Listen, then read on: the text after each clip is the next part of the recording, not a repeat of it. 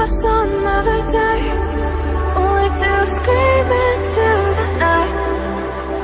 Nothing ever tries to change, even if I want to realize.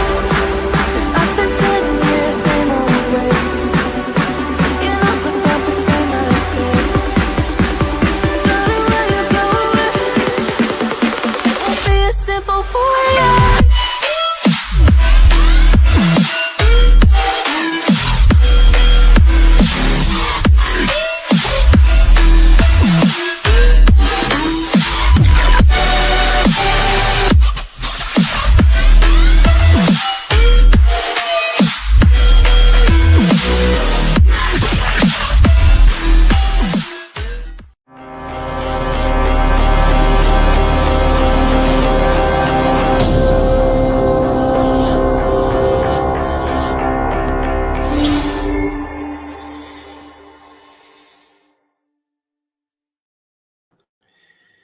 It's getting real, guys. It is getting real. It is getting real. It is getting real. Yo, yo, yo, guys. Old Man G here, back again for a Friday night show. Hopefully, but it's live. It's Friday. Hope everyone is doing well.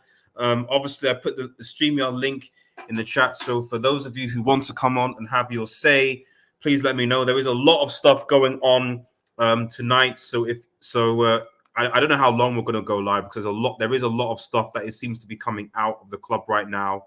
But I mean, obviously, you know, Mike Keegan from the Mail has been the one, in fairness to him, because I don't really trust the Daily Mail, but he's the one that started to kind of break a lot of this news in the first instance. And it's now been picked up by, you know, Simon Stone, by Sky. I've obviously shared the Fabrizio thing because over the last hour or so, there's been some breaking news, official news, you know, and it's all I can say is it's getting real right now. It's getting real.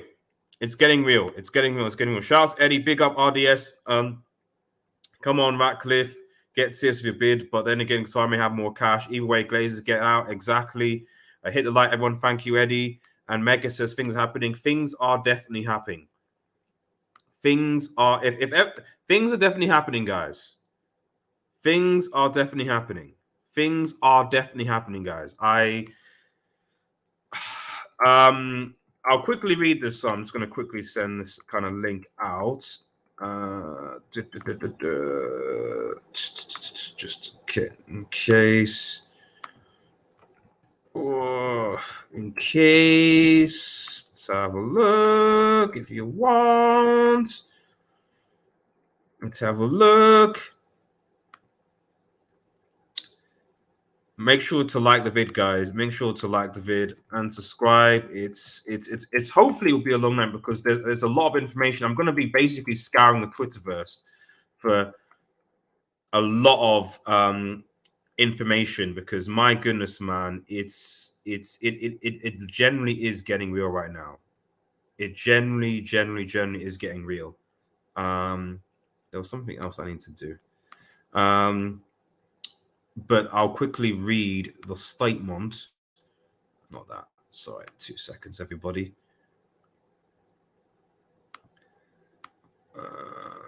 Let's have a look. Cool. There we go. Right, all done. Right. Sorry, everybody. Jeez, it is what it is. Anyway, so let me get into it.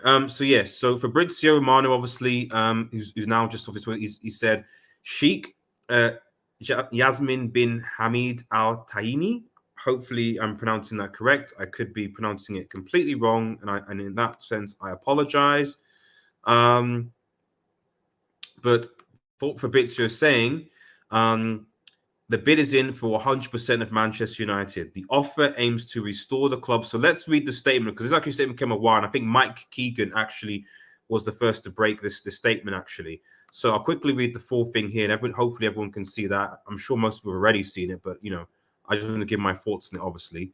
So the statement says, Sheikh Jasmine bin Hamid Al Tahini today confirmed his submission of a bid for 100% of Manchester United Football Club. The bid plans to return the club to its former glories, both on and off the pitch, and above all, will seek to place the fans at the heart of Manchester United Football Club once more. This is key here. I don't care what anyone says. I don't care. Ernest Chima says, would you like American owners? If the American owners agree with this middle paragraph, Ernest, if the American owners agree with this middle paragraph, then maybe.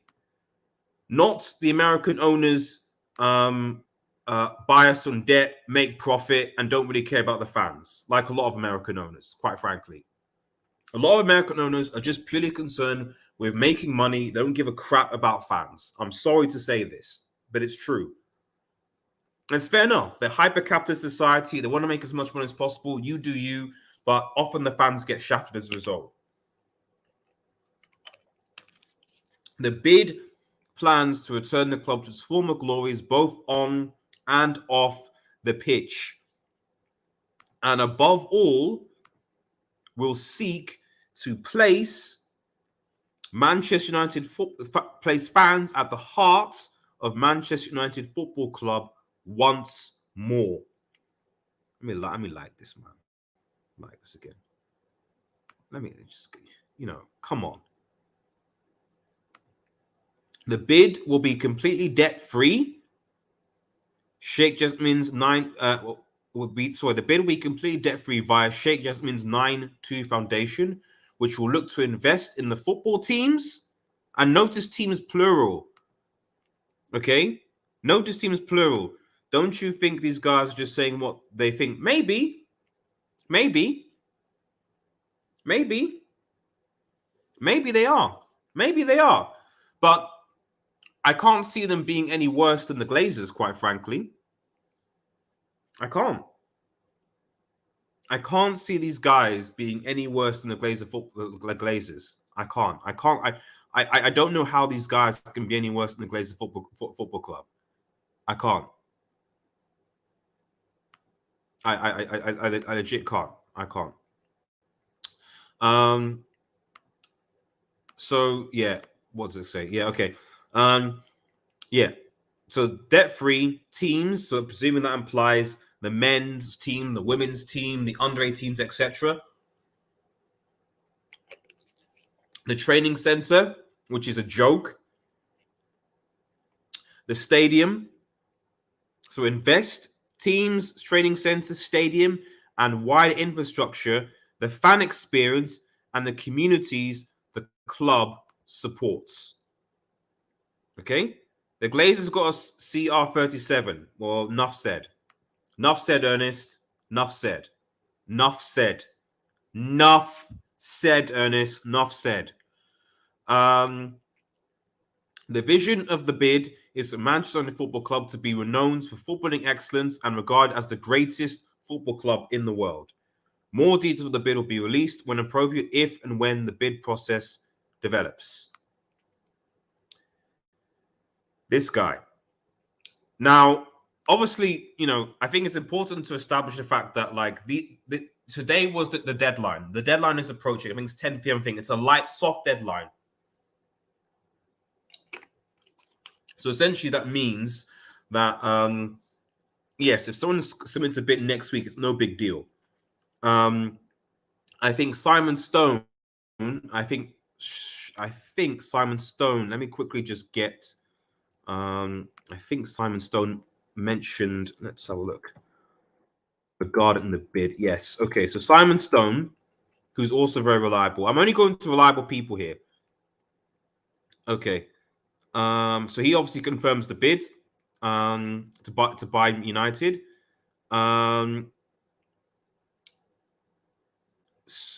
What's he said? Yeah. So Glazer's family position has always been about strategic alternatives, including investment for partial stake. Fair to assume this bid would not have been made without a strong belief the family are going to sell up. So far, data in management data has been sparse. The bid is indicative until there's full knowledge of the club's financial position. So because there is always this thing in the background that, well, actually, will the Glazers just be happy with a partial stake? With a bit of investment, don't want to release control, but they're happy with a partial stake. I think there are talks that in the Glazer family, because remember, United is owned by the Glazer family, that there's certain, I think that Joel and Avram want to keep the club, whereas the other members probably want to sell it. I actually don't know why, to be quite frank. When they bought it, I think United for, I think it was like 500 million. And now they're going to get approximately between 4 to 5 billion for it. So it's like the amount of profit you're making, given the debt that they put Manchester United in, and you're still like, yeah, but we still want to hold it. I don't get this. I don't get this. These owners, I really don't. But yes, the fact that this bid has been put in implies, so that it actually implies that there's been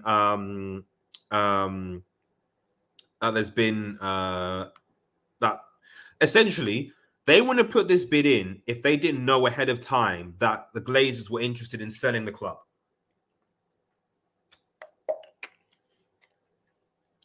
They wouldn't have done it.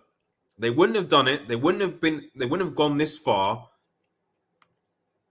at all of wanting to sell the club if there wasn't any interest from the Glazers to say they want to sell the club. They wouldn't have. They wouldn't have. Now I'll just briefly talk. First, I'll just briefly talk about.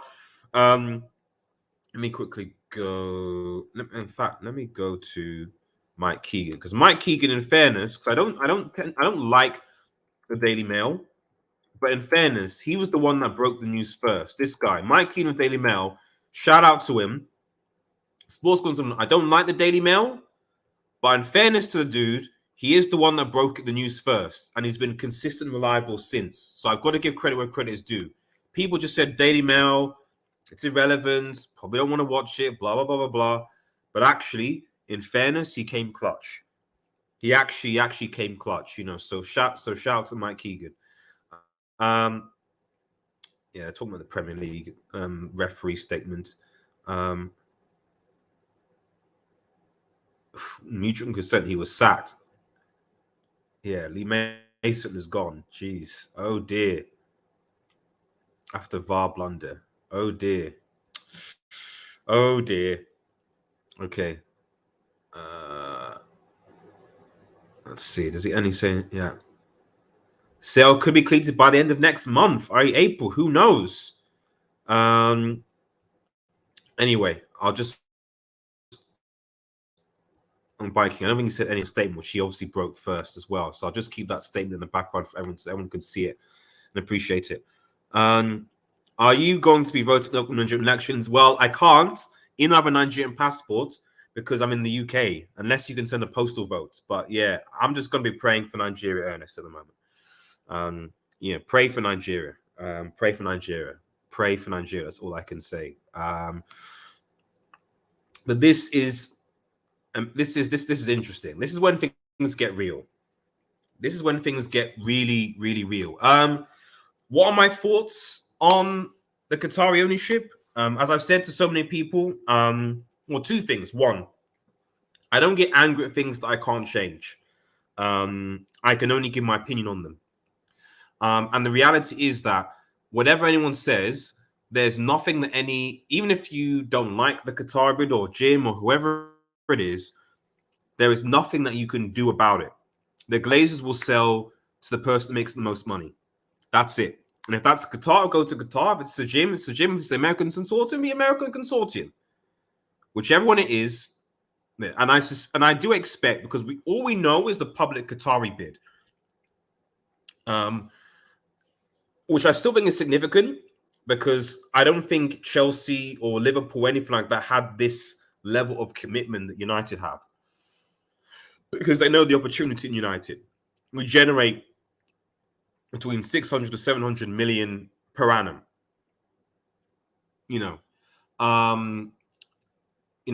PSG will basically be our feeder club. We'll basically be daddy.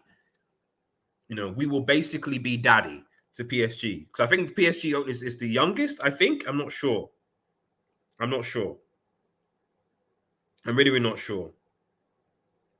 I'm not sure. I'm not sure, but we'll see. We'll see. Sorry, 1 second.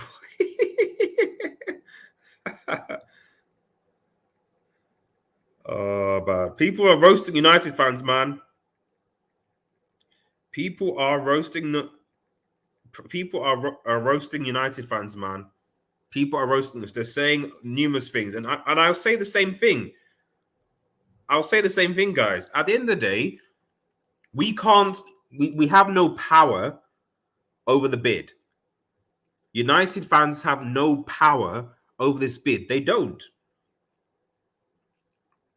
Like, so the reality is, bro, the reality is that, and this is my personal opinion, I would twerk over any owner over the Glazers.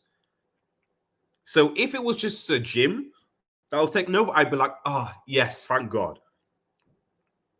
American, etc. You know, so it's just the only thing in America is just the precedent the Glazers set. But what Toboli has shown is that, yeah, okay, maybe things can be different. But I would legit twerk over any other owner that wasn't the Glazers.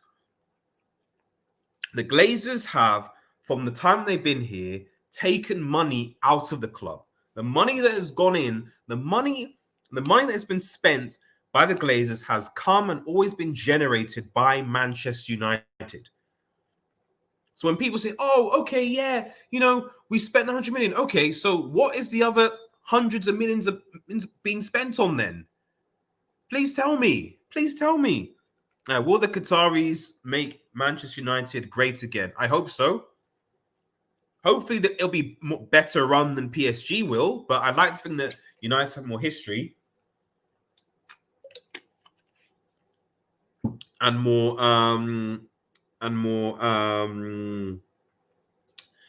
what's the word? More history and more to do than PSG should effectively be United's feeder club at this point, you know. But we'll see what happens. But yeah, I'm not going to be a hypocrite and say that I think that all these state-owned stuff is good. The only thing I say the difference between Manchester United is that we generate our own revenue. This is not a City situation. Even Newcastle, to a certain extent, I'd say they generate the revenue, but it's not, for me, a City situation. It's not the same. It's not the same as City. Evening, Matthew. Thank you for joining, man. Thank you for joining. This is going to be, guys, this is going to be a late one. This is going to be a late one. Because a lot of the stuff is breaking live, so this is going to be a late one. Let me know your thoughts in the comments, because this is going to be a late one. Big up everyone in the chat. Thank you, Matthew. Really appreciate your ongoing support, man. Yeah, it's going to be a late one, guys. Let's see.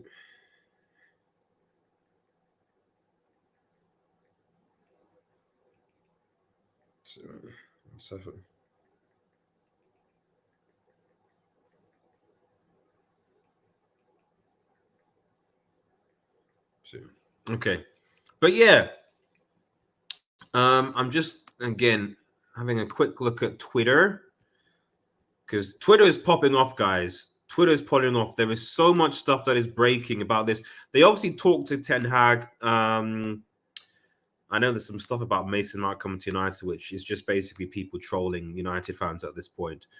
They did ask Ten Hag, obviously, at his press conference against Leicester. There was talk about the Qatar bid.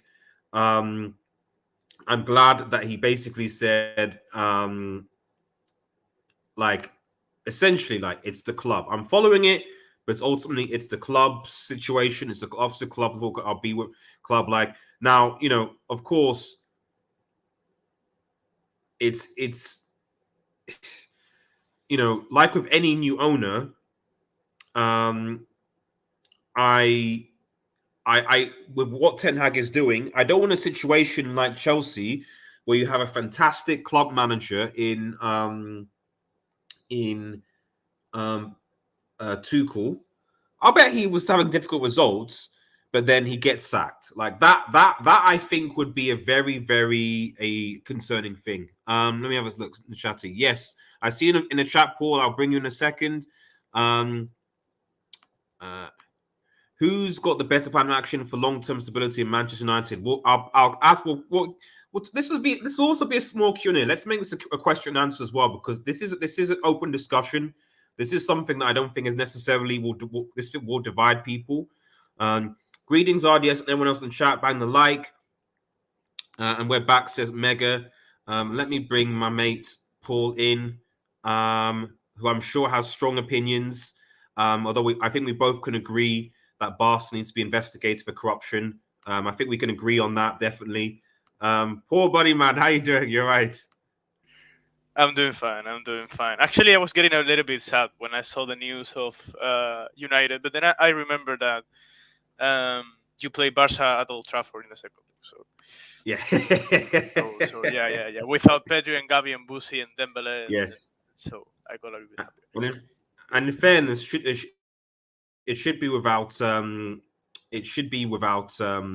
Kunde as well, because I'm sorry, but that was a red card. No, listen, you say Kunde. For me, no one talked about it, but there was one action that Gavi didn't even see a yellow that for me was a red.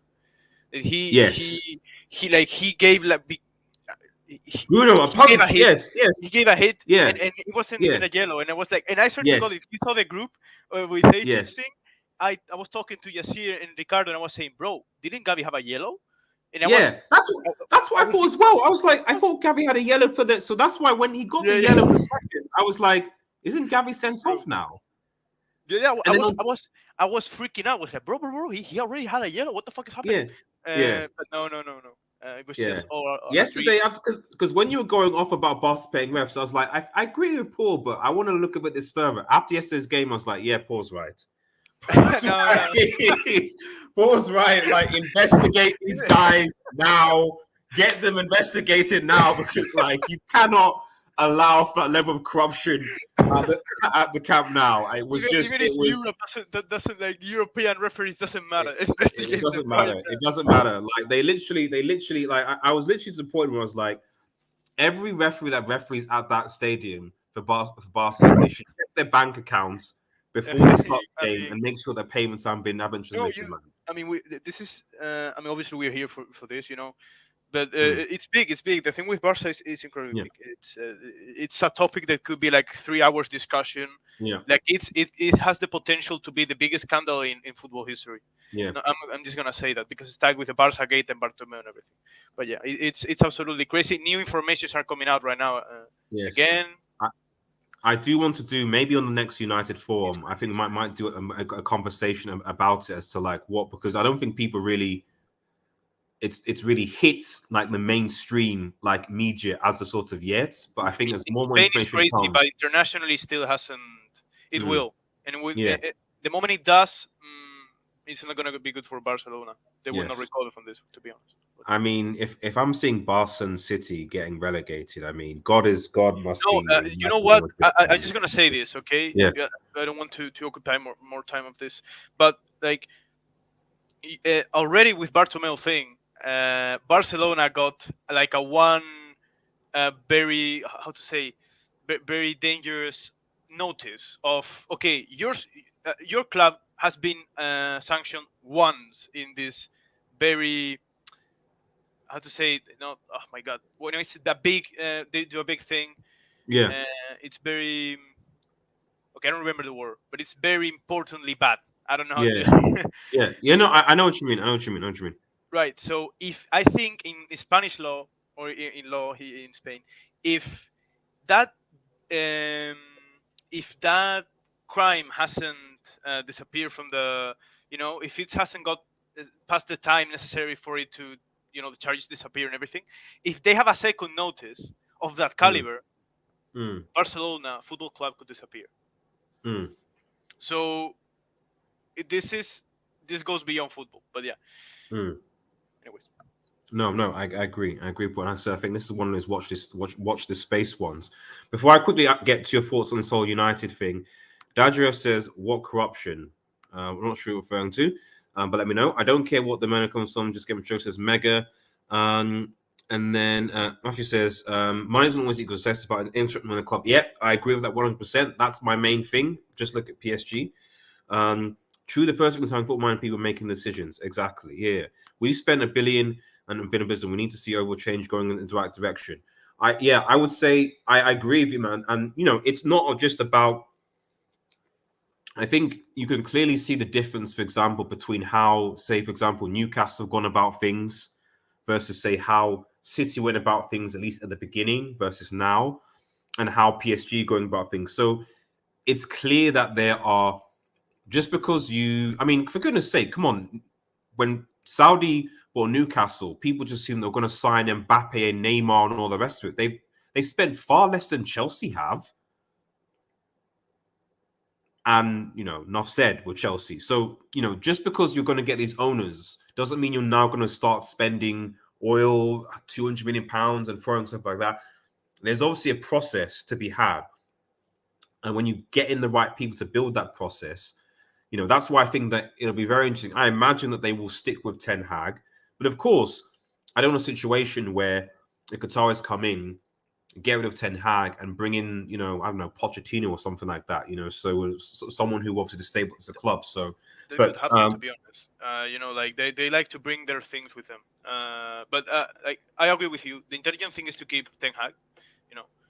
But but yeah, the problem I see with this is, even if you go, like, you could go, as you said, intelligent, like I think City has done, mm, like Newcastle, mm, or you could go stupid, and you don't need Qatari owners to do that, as yeah.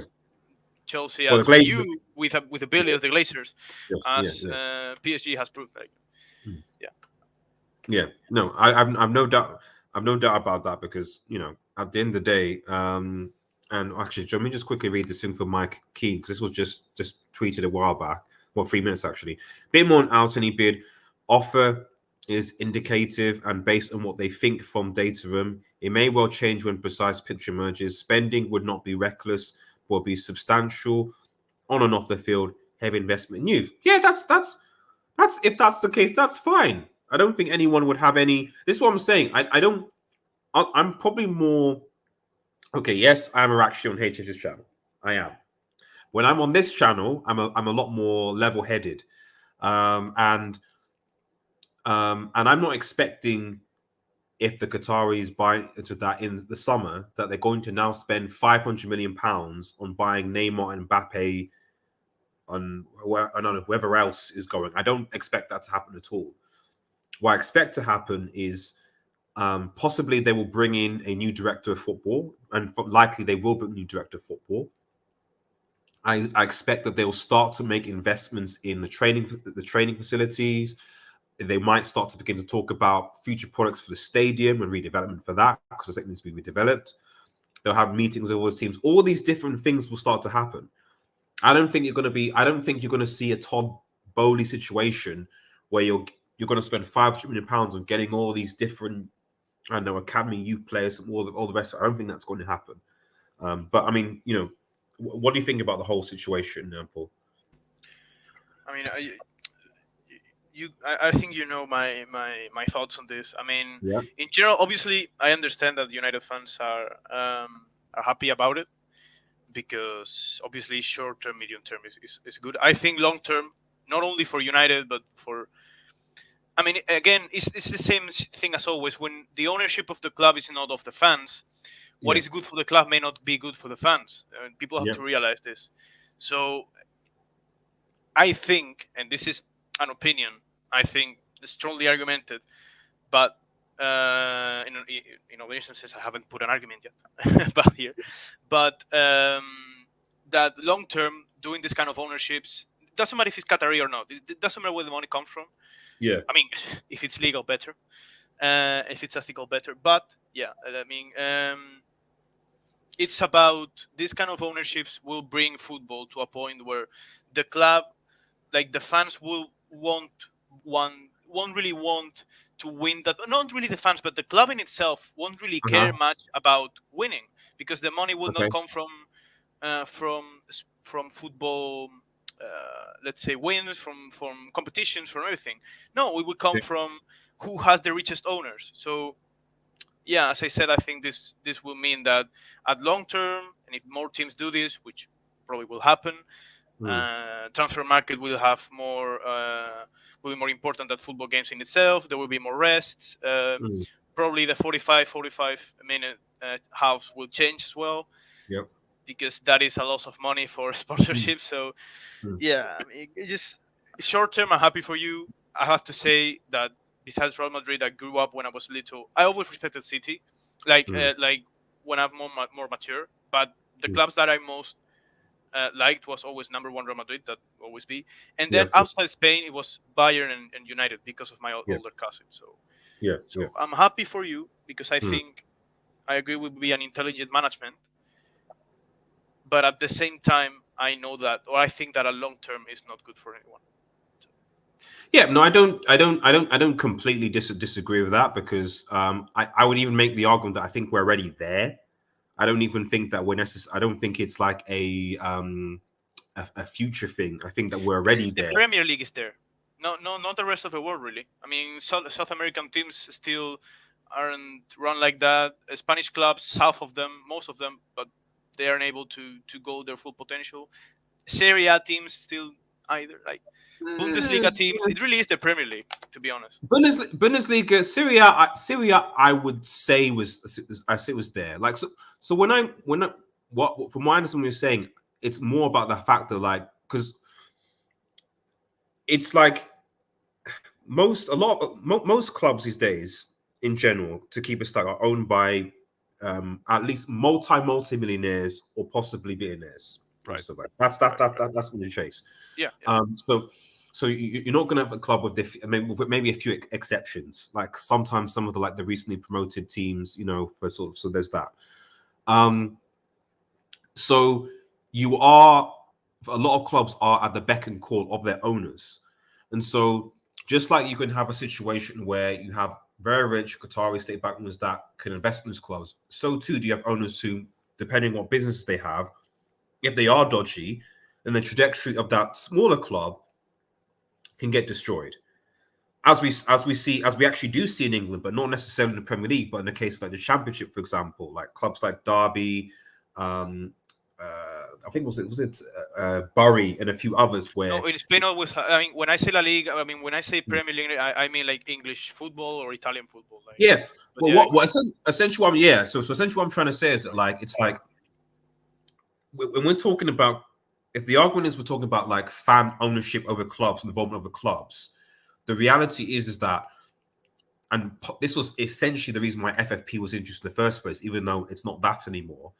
Because the whole point was if any rich owner of any person is going to come in and manage the club, the fans and the community and local area shouldn't be so that club, the entity should still, whether that person is there or not, should still be able to generate a certain amount of revenue to be able to exist without causing problems to the club longer term, or obviously to the community that the club is based in. But what we're seeing, probably more so in I would say the middle tier league, is that you have these multimillionaires and they come in, they have money, they give these fans hope, and then what happens is that for various reasons, whether it's the business that they have, where they get money from is going bust, etc., and that affects the clubs. So so so what I'm trying, I guess my point also I'm trying to say is that like it's not just at the higher end where you're having these your Qataris, your Abu Dhabis, your Saudis, etc., that affect the trajectory of the club because they have a lot of money. It's also on the lower end where you have all these multimillionaires who are also affecting um, uh, their clubs, even more so. yeah, but I think it's different because in one we are talking about even if But the point they is the fans have still have no say over that. right, Is what right, I'm saying. right. But I But sorry, mean, but go on. Sorry. but the thing is no. But I mean, if a club fails, if a club fails and they are fan owned, unless there are other circumstances that have made them fail, that's what it is. I mean, I don't know, like it's not like there's always this thing of no because it's gonna disappear, and I understand that, but at the same time, like, what are you gonna do? Are you gonna the moment how to explain it? I don't think the problem is in itself by like when they disappear or the bad to the club is that there is a damage that will happen that is invisible until it will not be, until it won't be. And the damage isn't to the clubs. The damage I'm talking about is, I think the biggest damage is to football in general, because the moment you have, because you said about financial fair play, and if anyone could have these kind of owners, very rich and whatever, but the financial fair play worked and actually was respected, then everything will be fine, because you wouldn't be able to inject all this money because yes, and you would have to win games and to have a good position to actually generate revenue, etc., etc. Yeah. But if all the owners are gonna be this kind of riches that cannot inject the money they want to inject, at the end, FFP will disappear, because it's in the interest of no one. Because that isn't, FFP is not controlled by fans. Fans could say we want FFP, and owners and leagues say I don't care. We all win more money if there is no FFP. So bye bye. That's it. I agree. I agree with that. I mean, the only thing I would say, and this is what, and I see Anti in the back, and I'll bring you in. We will do our Leicester thing at 10:30, hour after 10, if you're around. Or still, we'll do that because we need to pre-record that. But I'll bring you in 2 seconds, and because I see you in the background. So the only thing I'll say to that is that why I say the differences between, say, United and City in this instance is that whatever you say about United, I know people hate United, it's fine. At the end of the day, United still generates, like United generate annually between 600 to 700 million euros per annum. When the Abu Dhabi group bought City weren't generating that money. They were so. In order to get to now, of course, well, I don't know if they're still generating, because a lot of the sponsorship deals they're getting they're from a certain country. That's why they're being investigated, because all the sponsorship money they're being generated is from one country. United gets sponsorship deals and money from all across the world. There's a global fan base. So I always know that the difference between, say, this and now is that, yes, okay, I've no doubt that, say, the stadium and training always needs investment, because the Glazers, rather than actually putting money into the club, were taking money away because they bought the money on debt. So, of course, yes, there needs to be investment from that perspective. But the reality is that over time, probably even over a few years, they don't even need to put money into the club. United generates enough money annually itself. If all they did was spend 500 mil that was just coming from the fans and the gifts, it's like they don't need to. Does that make? Whereas I think with City and some other clubs, and why I take issue with City was that their process was not organic. It wasn't like they built up unlike United, Liverpool, Madrid, Bayern, all these other big places, where over time they built up, through the success that you're talking about, a fan base, through success, etc., and then therefore the revenue was generated. City, they can't fill their stadium. They can't fill their stadium, and you're telling me they generate more money than United, Real Madrid, Barcelona, etc.? Of course not. We all, let's say, suspect strongly what happens with the sponsorship. I mean, that is no secret. Exactly. So I'm not trying to say that it's right. I'm not trying to say that. But when people say, "Oh, it's the same as City," I'm like, no, it's not the same as City, because even if it was any other owner, if you got rid of the debt, United could still spend 500 million in the summer and they'd be fine, because they make that money by themselves annually for sponsorship. It's not because because naturally over 50 so years, like other big clubs, we've built that fan base. We built it up. Like, I think it's absurd that you have one fan base that has potentially hundreds of millions of fans worldwide, globally, is generating the same amount of revenue and sponsorship and attention as a fan base that only has a tenth of that number. That makes no sense. So, but let me just quickly get Anton, because I'm sure Anne has some thoughts on this as well. And we're also playing Leicester the weekend. Ant, how you doing, buddy? Yeah, I'm good, mate. I bet you're buzzing, aren't you? Buzz is. I'm just. If I'm honest, I'm just. And I am genuinely honest. I am just happy that, like, the Glazers are out of the club. That's the most important thing. it wouldn't matter who it was. It's just I didn't like the Glazers as owners. I don't like them. They've been horrible owners. It's time for change. That's my opinion. But sorry, go on now. No, I get that, and like, I've been there we've had owners who've literally tried to make our club go into administration. So I get it. I get how bad owners can ruin your view on football. But one thing I'm going to say is like there's a lot that you said there that I think I do agree with. But one thing I would say is you say about the like organically building up your clubs through success, which there's an element of truth from that. But if you have a look at how that success came from, a lot of the clubs that you mentioned was from heavy investment early on. It's not as if you're like these players early on, and I know it's like 30, 40 years ago, the bigger clubs, the huge clubs like the global sort of franchise clubs now, they were invested in heavily before there were the financial rules that there are now, which is how they've got the fan bases that they have and have the global reaches that they have because of the success that's come through time. Yeah, I think that a lot of that did have to do with obviously the advent of the Premier League, and the marketing came from that, and obviously with the whole TV rights deal, license deal. I think that Liverpool and United in particular, they had fan base, had big fan base, there had been fan bases, and the investment and the advert and the marketing from the Premier League. I agree that I think without the money and marketing of the Premier League globally, that I don't think necessarily that United and Liverpool and the Chelsea etc. would be as big as they were. So I agree with that. It's like even before that though, you guys for your successful periods before that, you were always sort of financially above the teams that you were competing with. That's been the case for years, which again, it is what it is. Bigger clubs, bigger revenue. I don't begrudge that at all. But the one thing that I do get annoyed with is FFP is like, as much as they try and claim it was brought in to protect for clubs like Portsmouth, etc., is complete bollocks. It was brought in to make the Big Six a closed shop so that other clubs can't compete. And like, I don't think that there's an element of me that sort of agrees with the fact that you shouldn't be able to spend a stupid amount and be state-owned.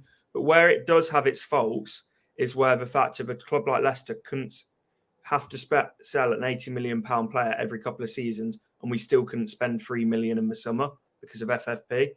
It's like it's only there to protect for the top clubs.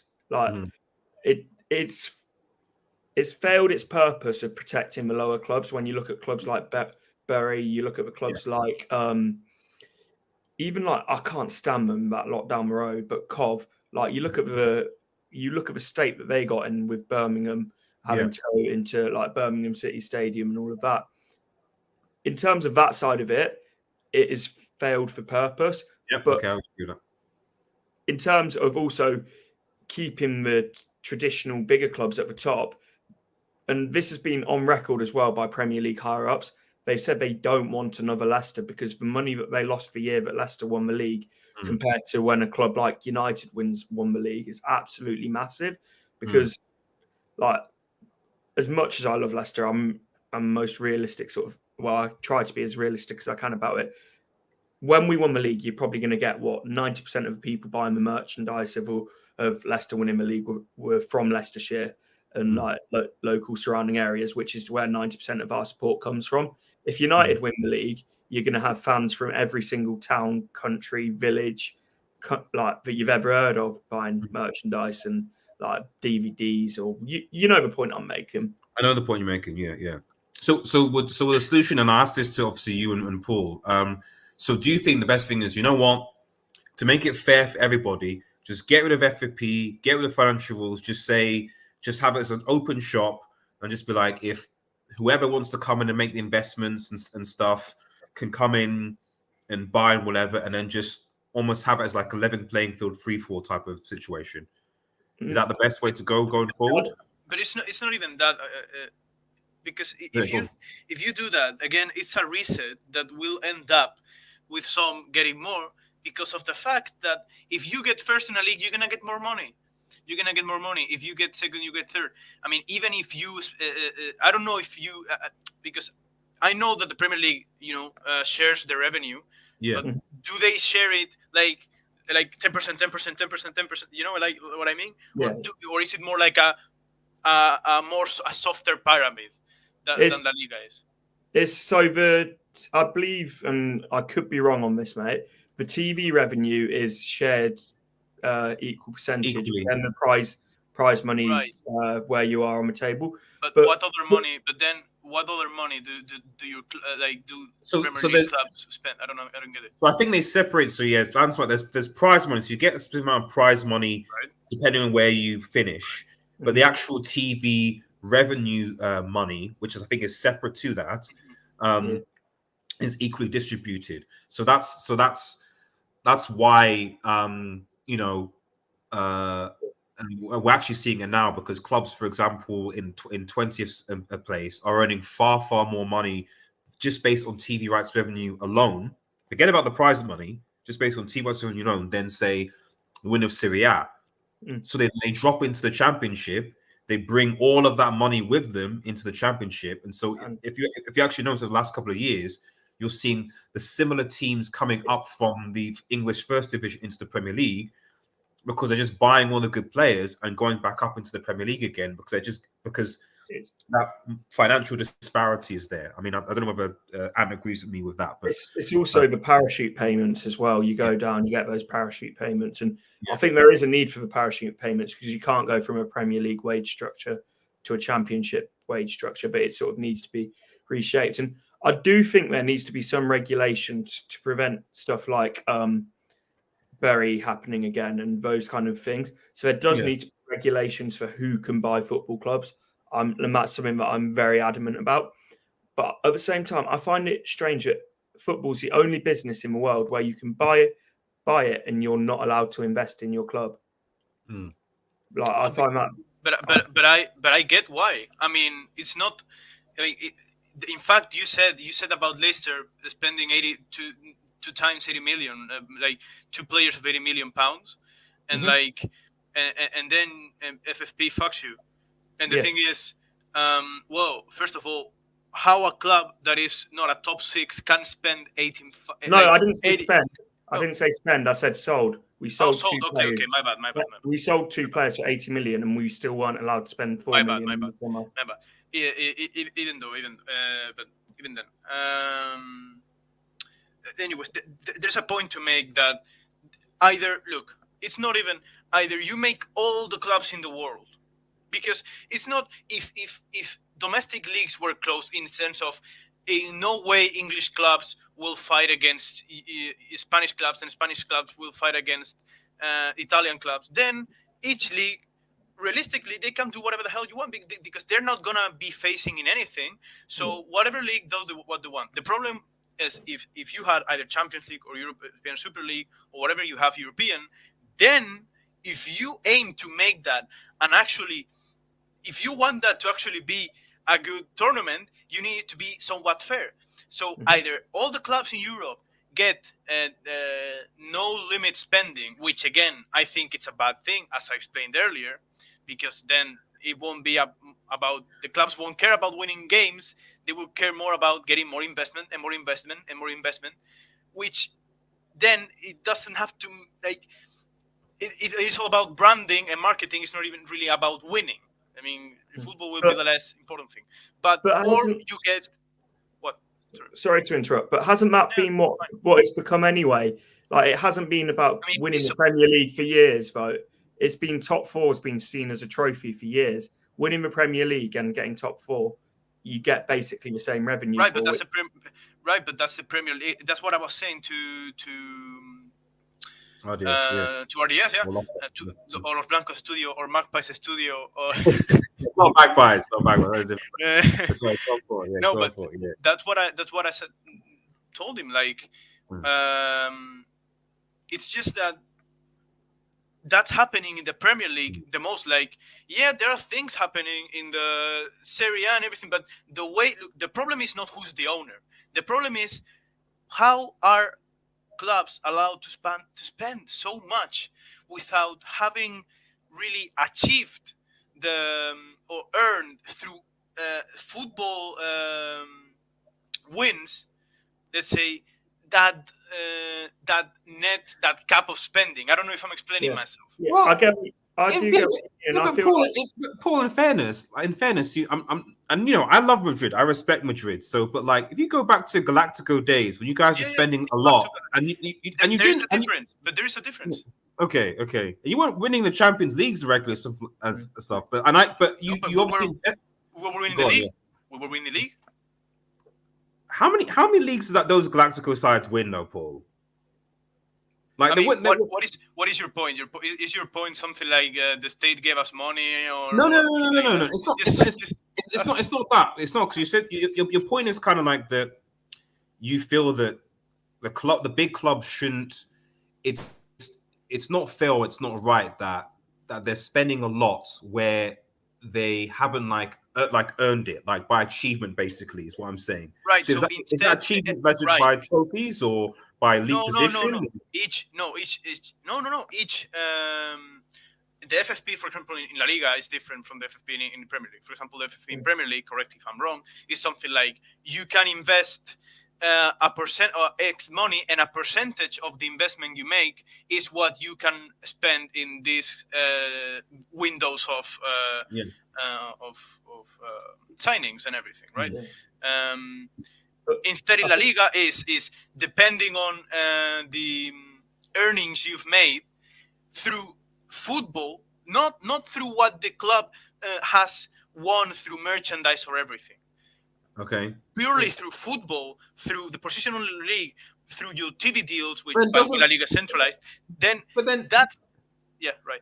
So, but then, Paul, like, I don't disagree, but doesn't that? Because see, this the why I would push. Only thing I push back on is that disadvantages the the Elches, etc. They're never going to get that money.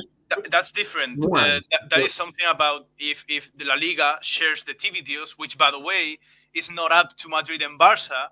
There are it's a lot of times since it is centralized, and Madrid and Barca can't choose anything. Like no club can choose anything about the TV deals. No, I know that's is it Tebas, that's the La Liga. People say Madrid Barca, but Madrid Barca have no power over that. And they should have shared them. Yeah, that for me, I always stress this point for Serie A and La Liga is that like I get the league, so but at least at the very start that those leagues at the very least need to at least begin to share the TV revenue, so and then after that we could have a conversation, so because then hopefully the the Elches, the Osasunas, etc. like that, can at least begin based on that money to potentially compete, and then you can maybe see what happens. And then of course if they're beginning to compete, that will then open up potentially more sponsorship, viewership, revenue generation. I agree. I think the problem with that, like in theory it works very well, but and I know I keep referring to Leicester, but it's because it's obviously a club it's got the sort of most relevance to this, I think, as well. And in fact, if you look at a club in the last 7 years that traditionally a small sort of championship / lower Premier League club, but have gone on to win the Premier League, win the FA Cup, and net spend, we have still been only able to spend 4 million because of the financial fair play rules. Like that doesn't sit right with me. Like you should be able to spend more than £4 million. So what? But that's my point right there. Leicester did make the football achievements, and still they weren't able to actually invest. And those that did not have those football achievements were able to invest more. That doesn't make any sense. How does that invite you to play better football? That's the point. So excuse my ignorance, but why is it that Leicester's FFP, the net, is only 4 million? Is that based because of the money that Leicester generates, or like what is this?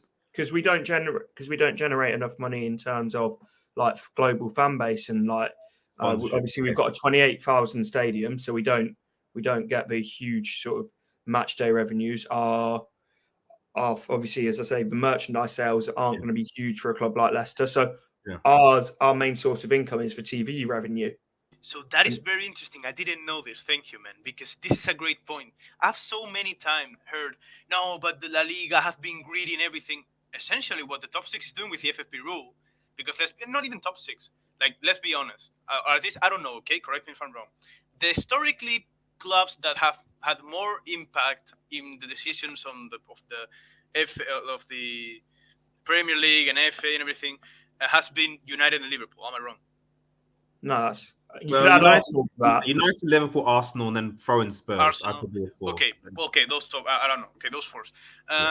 Really, then he makes a good point. Like how because they are already big, they will always be able to invest more. Yeah. So they will always have an advantage. Doesn't matter if their achievements are worse. Doesn't matter if they play worst. Doesn't matter if they just are a worse team. They will be able to invest more than the team that has proven to be a better team. Yeah. That to me sounds greedy. It's all about money though, isn't it? And it's like keeping the top teams at the top financially is better than having teams like Wolves, Leicester, West Ham, and all. But then again, I wouldn't say West Ham. West Ham are a much bigger. But if I do that, then the argument of Madrid, Barca feeding themselves is not so bad. It's the same thing essentially. But instead of being 6, it's 2. So and the difficulty is like I can see both sides because again I agree with the core of FFP because I do believe that you have to be able to run a club. There has to be a sustainable plan. That's why I've said with this Qatari thing, as I said before, it's like it doesn't matter who comes because of the global fan base and the generation stuff like that. United can run itself at this point. It can, irrespective of how much money Qatar comes. It doesn't matter. So I do think that I don't know whether maybe the solution to it is that, for example, that prospective owners, for example, set up like a 10-year plan. So if you're going to buy a club, you have a 10-year plan, and then maybe let's say 5 years, maybe say 5 or 10 years, whatever, that like, this is what my business or financial revenue, whatever it is for the next 5 years, projected roughly. This is what's going to happen. And then every 5 years, that is reviewed. So rather than having like a set limit of FFP in 1 year, you have like say a 5-year plan, and then in 5 years you review the financial status or capacity of that individual organization, group, or whatever to see whether they can still invest and do what they're doing. That way. But why not do the football achievement things? Yeah. So go on. The problem with that is in the Championship, to an effect, they've got that, but you get people like Derby County who will throw absolutely everything at getting in the Premier League because of how much money there is in the Premier League in terms of the TV revenue and all of the riches that come with the Premier League. And if it doesn't go well, then that 5-year plan is failed and they put themselves back another 10, 15 years. Okay. And there's countless examples of like teams like Derby that have tried to do that to get into the Premier League, and it's backfired whilst still passing the supposed the good and I don't even know what the test's called to get into the Premier League. Like Leicester are fortunate as well because like when we came up from a Championship, we broke FFP rules, but the rules that we broke, I believe, basically. To put a long story short, it was for our owners said it was worth taking the fine of FFP compared to the money that you would generate from being in the Premier League. I see. Okay. I'll quickly read the comments in a second. If I'm honest, I don't know what the answer. I don't know what the answer is. Just pretty much because I can see that's why this is a debate. Because I don't think that there is a definitive right answer to it. Because I can see why. I can see the heart of FFP. I can see how it's been abused. I can see. I just don't. Someone is always going to get screwed over. Is the point I'm trying to make. There's always going to be someone who's going to. I don't know. There's a situation where you can actually satisfy everybody. No, and you can implement it. It's the point. The thing is, as you say, not everyone's ever going to be happy, but it seems like it's designed so that it's only the certain clubs that are happy, and it's very much done that way. But I understand why, because it's a business ultimately, and like I hate the fact that football has gone that way. it will always be looking after the top clubs first, and then everyone else sort of has to drip feed down, which is why there's such a big sort of difference in revenue from the top 6. And you can almost add, and I know it's a weird club to add, you can almost add Everton because they're like a middle ground club because historically they were so. Like, I know it sounds like a joke, but like historically they were such a big club. They've got such a big European fan base. Like, if you look at those 6.5 clubs, I'm going to call Everton a half club in this, compared to the rest of sort of.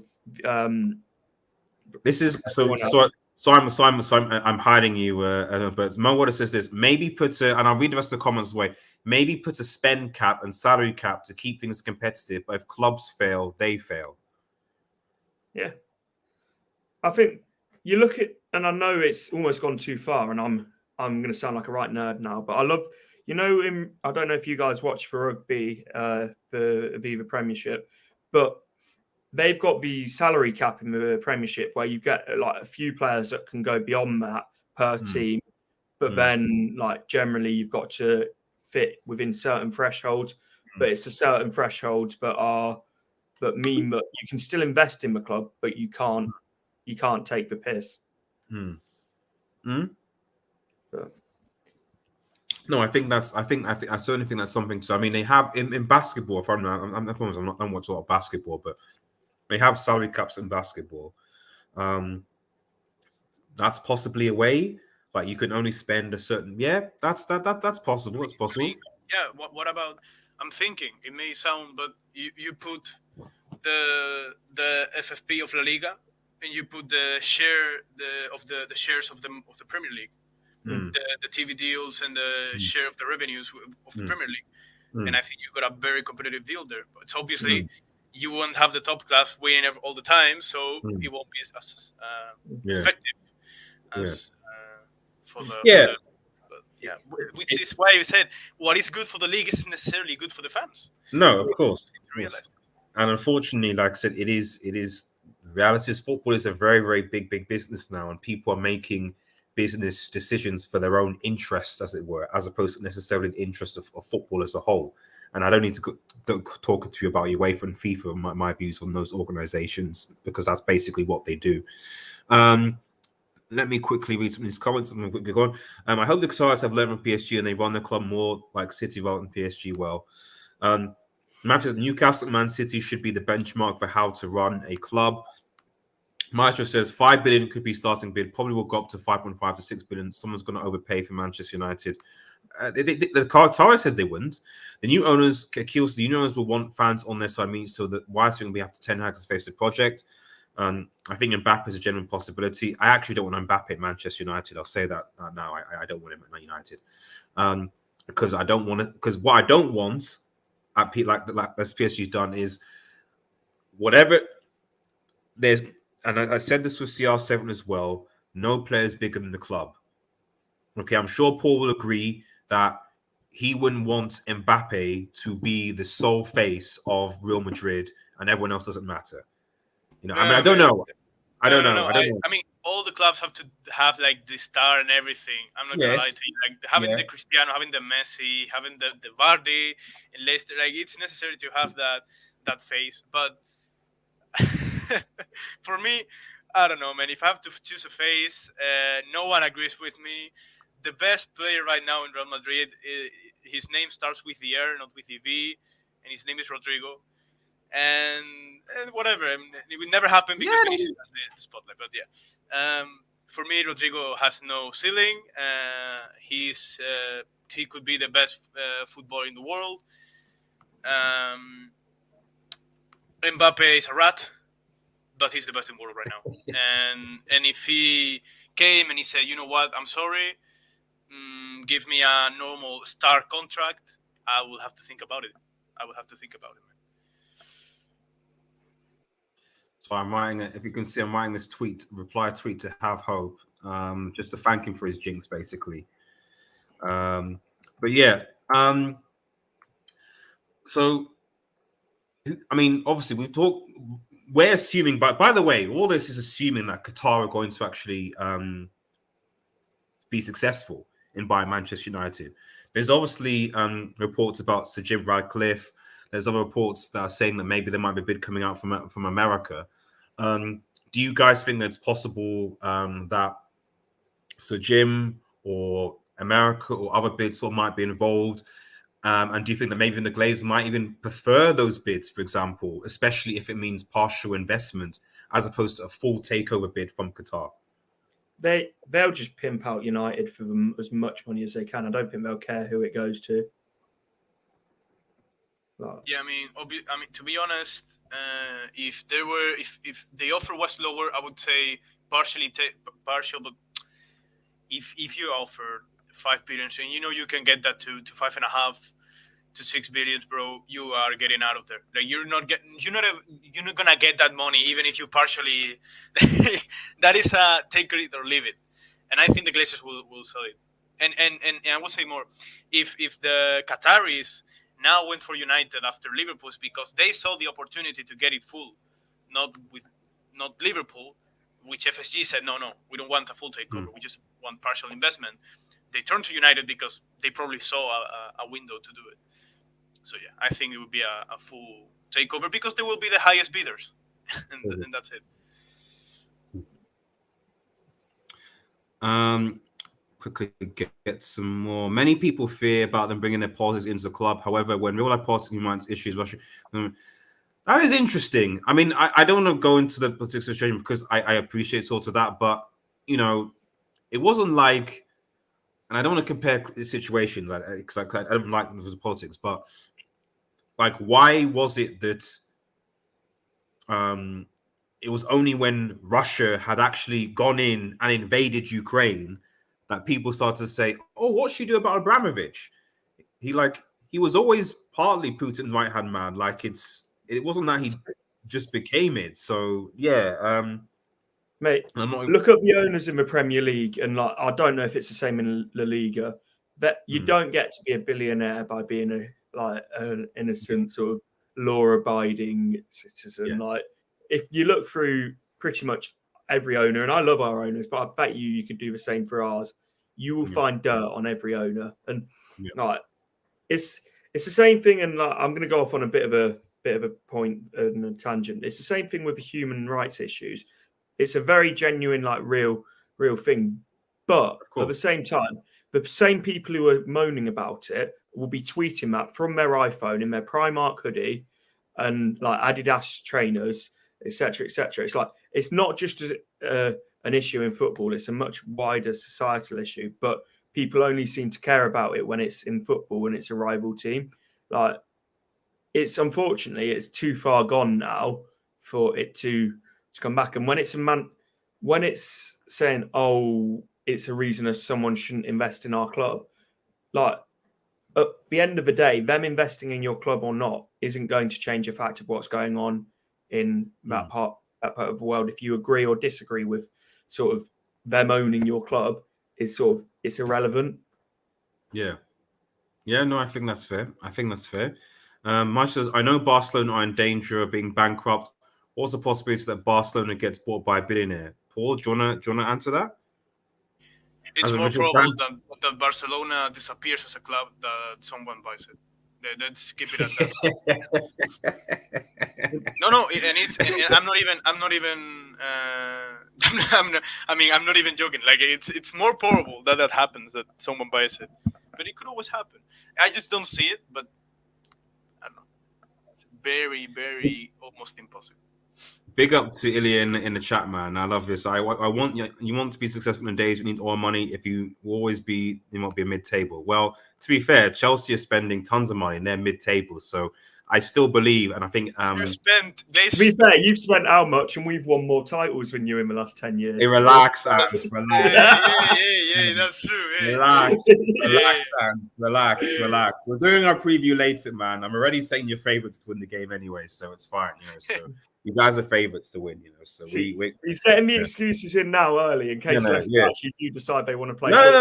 Just we move in silence. So like as I said, this was saying you're actually Premier League contenders in terms of you have a Premier League moves, so of course you'd be favorites, So I'm really expecting the moment Ten Hag project starts to to normalize, because this is the high, right? This is, oh my god, this is a great idea, and it will come to a point where it will do this and to do this, and I want to see the reaction of United fans. I really want to see that, because I feel like you're going so up that the moment it will start to normalize, we will be like, oh my god, this is falling down, this is terrible, and we'll see what the owners do. That is true. That is true. We'll see whether they will sack every manager like they do, or they actually think, because United fans, in fairness, United fans are quite patient. We do tend to we've never been like Chelsea. They've sacked their manager pretty much every year and a bit or less. Generally speaking, most of our managers, with the exception of Moyes, have gotten 2.5 to sort of 3 years to actually do something with the club. So I'd like to think that with new owners, that tradition would actually continue, and that, so long as you're not, I don't know, 10th. Sorry, go on. Is that a good thing though for a club size of like United? You look at Real Madrid; they're ruthless with managers, and they've had the success to show for it. You look at Chelsea; they've been ruthless with managers. They've won league after league after league, and 2 European Cups in that time. Like, I think yes. I think maybe back in the day. I do think nowadays, for 2 reasons. One, I think that you do need to create stability and longevity of clubs. Otherwise, you get what's happening with Chelsea right now, which is this amalgamation of different players over different managers, and they're mid-table. But more importantly, there just aren't that many high-quality, top-tier managers available in world football right now. But that can change very quickly. In like three months, we could be looking at a complete different landscape. Where, but I mean, but to be fair, Chelsea. I don't think Chelsea is a good example, because right now it's not really working that much, and it only worked for a period where they were able to get very high quality managers like Ancelotti or like Mourinho. Then again, in Real Madrid, at least for now, it's the biggest club. So obviously, any manager, or almost any manager, unless they're already very deep in a project like Klopp or something like that, any manager, the moment Madrid says, "Hey, we'll have a spot here," they tend to think about it more than if United managers doubting and Chelsea's looking for it. United managers might still be kept in United. But if Real Madrid are like, we need a top coach here, it's more probable that United guy, not to disrespect United, but is gonna leave. So. Yeah, I know. Yeah. No, I know. I just think that. I mean, I'm older bit than you guys, but like I've noticed a significant shift in the quality of managers, say from the like early 90s to mid 2000s to now, whereby I could maybe name, because obviously, the managers I'm talking about, they've gone to prime, Mourinho's out of his prime, Alex Ferguson retired, all the rest of it. So, but in terms of the consistent managing at the highest level, delivering at the highest level consistently, I can maybe count possibly on one hand the managers right now. So if you're going to sack a manager, it's like, okay, it's fine, but you got to have another manager available.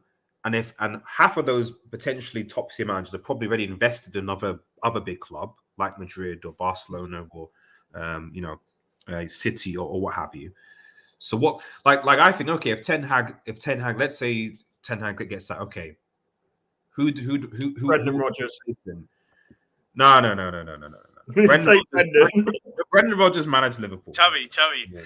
Xavi, no. Hey, actually, Xavi and Ten Hag are very alike in terms of profile and everything. Yeah. They are Pep's disciples, So But what you say about Ten Hag's true, and like if Ten Hag was to go, it just is a hypothetical situation.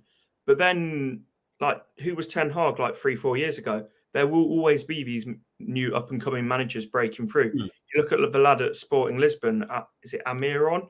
Like, he could be that next breakthrough manager. It's like you just look across Europe. There's like these tons of these managers that. But what I'm saying, the point is for those you need to. But I'm not disagreeing with you, but you need to give those managers time. Is the point? So at least with Ten Hag, obviously had his time at Ajax for, I think it must have been 3 seasons or so before he transitioned to Premier League, and even then, it's like, right, for these people that are coming in, the up and coming man, even more so, you need to give them at least time to implement their project. Then saying, right, okay, you come in, and then the first season, you know, you're not getting much. Okay, fine, let's be ruthless, sack you in the first season, and that's it. That all that does is signal to managers, well, you know what, I'll probably maybe stay at my comfort zone for longer. Or you basically just end up just going through multiple managers, and you end up with like making stupid decisions, like, I don't know,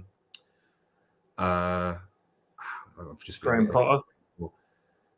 Is Graham Potter stupid? You could make a case, possibly. It was the wrong decision for Chelsea. It's seaside Brendan Rodgers. Let's call it what it is. It's a seaside Brendan Rodgers, man. I need to clip this. I'll put that on the H-Hop channel. He's a seaside. I'm not gonna lie. 2 wins in 40 games, even though you haven't had preseason, even though I know. It's even bad, Ollie did. and Even the Ollie decisions did, he's made.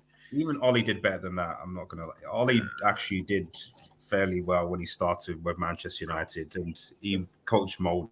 So yeah, it's. But I mean, according to Todd Bowley, he said it's not about games; it's about years.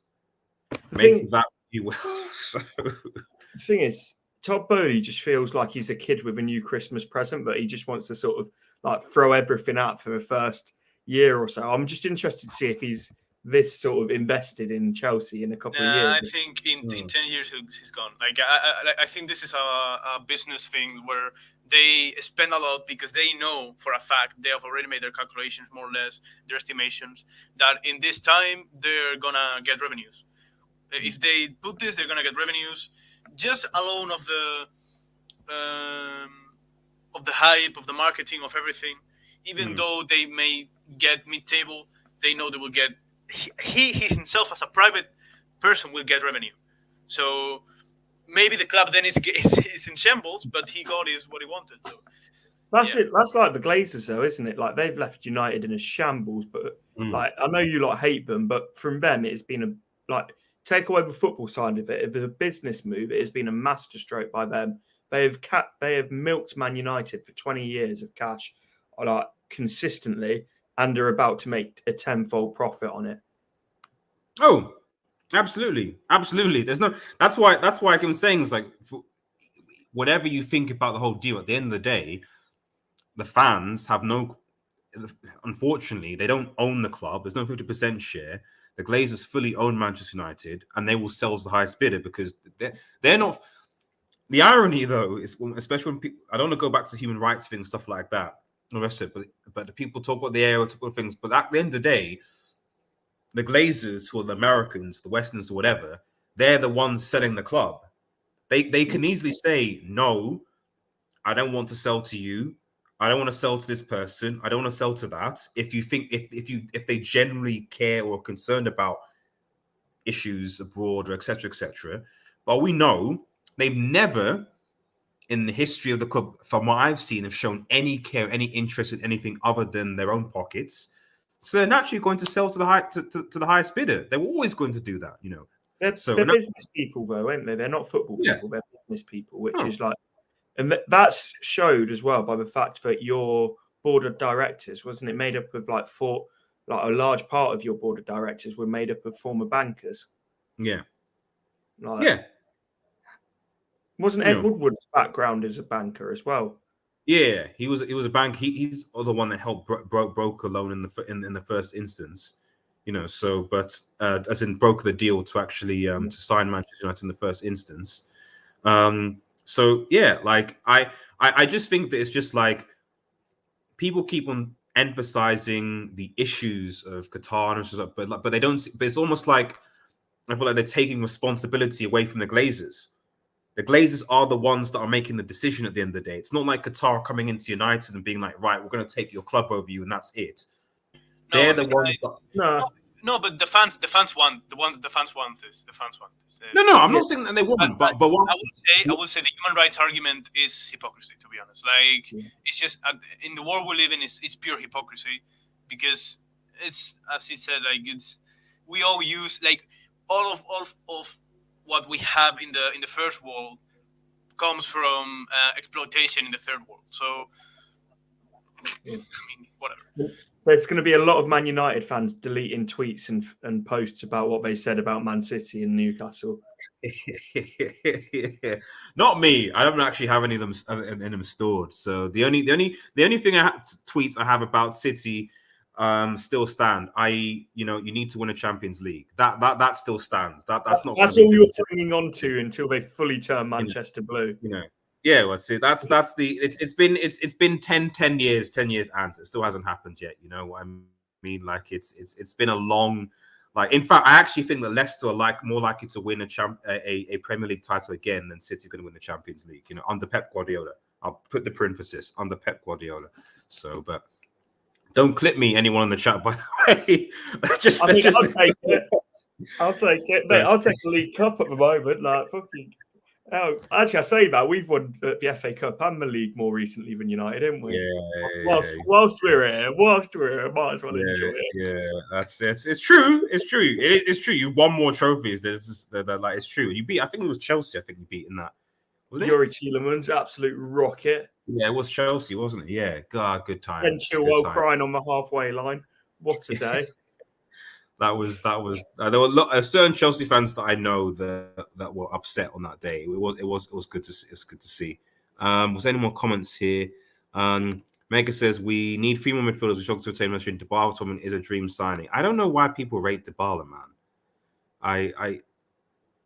He's all. I agree. I can agree that maybe for Ten Hag's system, you may want to have that Pedri style midfielder. But like, Dybala's not the man. Come on. Like, Dybala's not the man. He's washed. No, I think. Does anyone? I think from what I can see. Oh, shout out to Roy. Shout out to Roy. What up, G? He says, kick out Barca, please. See, I mean, Roy. Shout out to Roy from Rossonero TV. Love these guys. The Milan guys. Love them. Make sure you head out and subscribe to Rossonero TV for excellent AC Milan content. Is really, really good channel. I don't disagree, Roy. UEFA Lona, as I call them, are, well, Paul knows. We're having the conversations. They're being investigated right now, and things are happening. The funny thing that doesn't matter. Like this is very big, as I said. Doesn't matter that tomorrow the whole Spain and the whole of the world will keep buying the story that Real Madrid are more corrupt because I don't know why. Well, what's funny? Mundo Deportivo, which is a newspaper that purely from Barcelona as the city, and that basically it's mainly news about Barca. So, and after all of this is happening in the Spanish media, the general media, it's a scandal in the whole of Spain.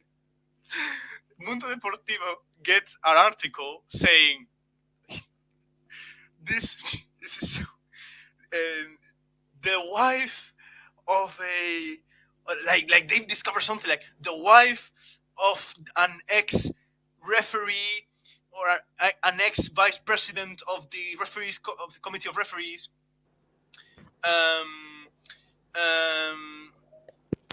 Is like.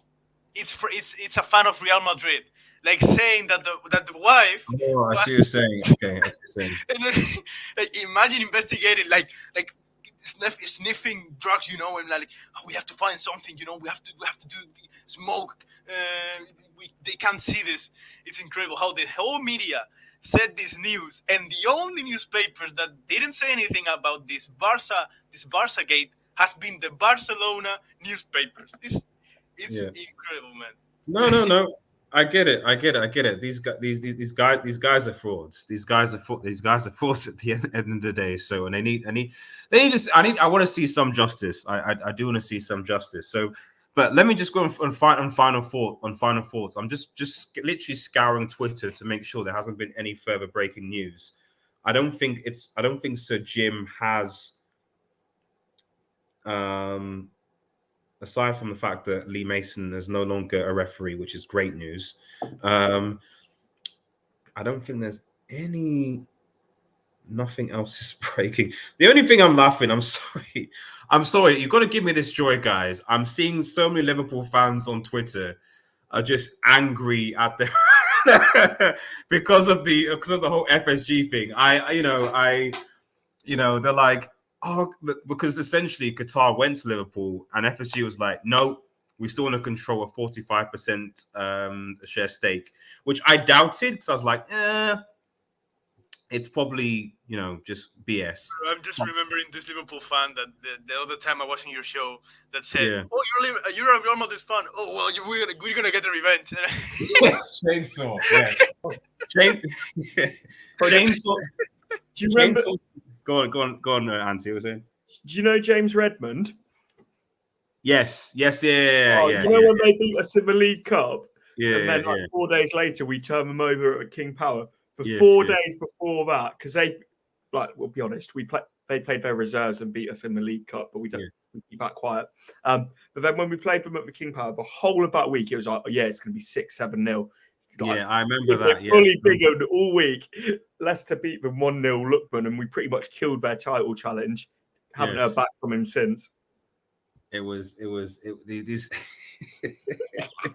I'm sorry. I'm sorry. I'm a United fan. I can't stand Liverpool, and to see the only thing that would top this would be if some of the soft rumors are true that the Glazers take the money because they want a 49%. They want a minority stake, is what FSG apparently want. So the only thing that would make it funny this would tell me that God is United if the Glazers took the money from the sale and invested it into Liverpool Football Club. Then I would go, okay. I don't like you can't do anything else. You can't. City gets relegated and Barcelona disappears. Yeah, yeah. It's exactly. I'll invite everyone. We'll have like a massive party. We'll have drinks. We'll chill. We'll relax. I'll go insane because we give you Casemiro and Varane. You give us Garnacho and Rashford. This kind of thing. Rashford. Whoa! Hang on a minute. Hang on a minute, bro. Although Rashford's not signed a contract, we're going to talk about that at some point because he's still not signed a contract yet, so it has me a little bit worried. But yeah, it is interesting seeing Liverpool fans. But yeah, guys, thank you so much. You've actually made the stream much more enjoyable. Thank you, Ants. Thank you, Paul. And I'm going to send you a link separately for our Leicester preview thing that will go live. Paul, thank you so much for the channel. I'm sure I'll see you on Saturday, where we're probably going to see a very depressed Have Hope. I